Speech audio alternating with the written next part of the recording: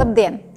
Mani sauc Sanita Simonsone un es esmu Latvijas dzelzceļa drošības nodarbību lektore. Manuprāt, tik vienam dzelzceļa nozarē strādājošam, neatkarīgi kurā valstī viņš strādā, ir skaidrs, ka drošība uz dzelzceļa vienmēr ir pirmajā vietā.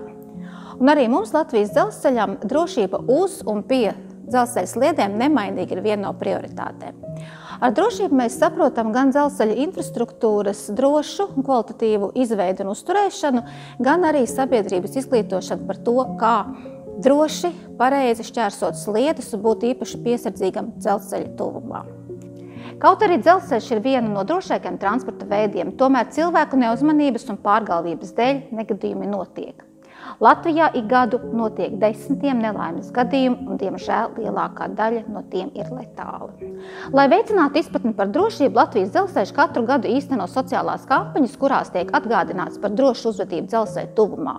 Un nu jau arī 20 gadus organizē drošības nodarbības skolās un pirmsskolas izglītības iestādēs, kurā tiek stāstīts par pareizu un drošu uzvedību sliežu ceļu tuvumā un vilcienā.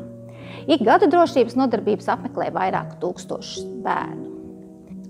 Nodarbībās skolēniem saprotamā veidā, saprotamā valodā mēs stāstam visu ap un par vilcieniem. Cik tas ir liels, cik tas ir ātrs, cik tas ir smags, kāds ir tā bremzēšanas ceļš, kāpēc un kāda negadījuma notiek uz dzelzceļa sliedēm, kur un kā pareizi šķērsot dzelzceļa sliedes, kā uzvesties uz pasažieru platformas, tiek analizētas arī dažādas situācijas. Lielākais izaicinājums sākot vadīt drošības nodarbības bija spēja runāt auditorijas priekšā. Man nācās pilnveidot un attīstīt savas publiskās runas prasmes.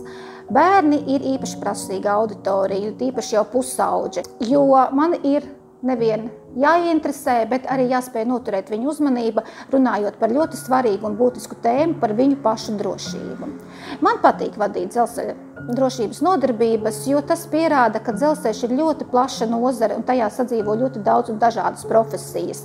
Es esmu gandarīta, ka varu sniegt ieguldījumu tieši izglītojot skolēnus, runājot par drošību, jo bērni ir mūsu nākotne. Jo vairāk viņi zinās, jo vairāk viņi sapratīs, viņi būs daudz drošāki, ja gadīsies kāda potenciāli bīstama situācija. Viņi zinās, ko darīt. Un man tiešām ir ļoti svarīgi, lai viņi zinātu, ko darīt.